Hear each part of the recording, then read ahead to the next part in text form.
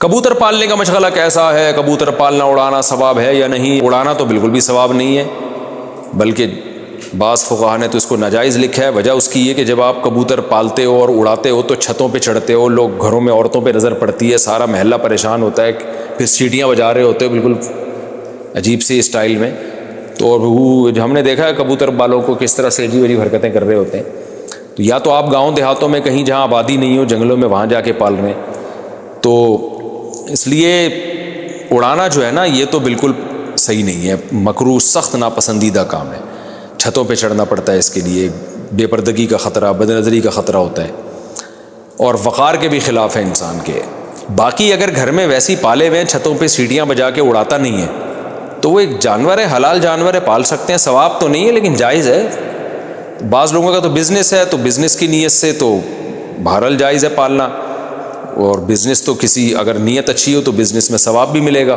نیت کیا ہے کہ نبی صلی اللہ علیہ وسلم نے فرمایا جس نے تجارت کی تاکہ لوگوں کے سامنے ہاتھ نہ پھیلائے تو صلہ رحمی کرے، تو آپ صلی اللہ علیہ وسلم نے اس پہ خوشخبری سنائی ہے کہ ایماندار تاجر قیامت کے دن پیغمبروں کے ساتھ ہوگا۔ تو تجارت کے لیے پالا ہے یا ویسے ہی شوقیہ پالا ہوا ہے تو بھی ٹھیک ہے، لیکن میں مشورہ لوگوں کو یہ دیتا ہوں جب بھی جانور پالیں ضرور جانور، لیکن دو چیزوں کا خیال کریں۔ نمبر ایک، جانور حلال ہو۔ کتے بلی پالنا شریعت میں پسندیدہ کام نہیں، کتا تو بالکل ہی ناجائز ہے، بلی پال سکتے ہیں لیکن وہ بھی کوئی زیادہ شریعت میں اس کو اپریشیٹ نہیں کیا گیا، تو بلکہ بلی کی آمدن کو بھی ناپسندیدہ قرار دیا گیا ہے۔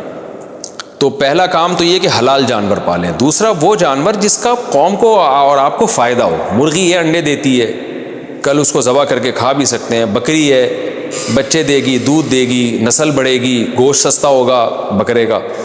تو اس طرح کی چیزیں پالیں جس سے آپ کو بھی فائدہ ہو اور قوم کو بھی فائدہ ہو۔ تو باقی جائز ناجائز کی بات نہیں کر رہا، کوئی بھی حلال جانور پالے جائز ہے، لیکن بہتر یہی ثواب ان جانوروں میں ملے گا جن کا قوم کو فائدہ ہے، ان جانوروں کو پالنے میں آپ کو ثواب ملے گا۔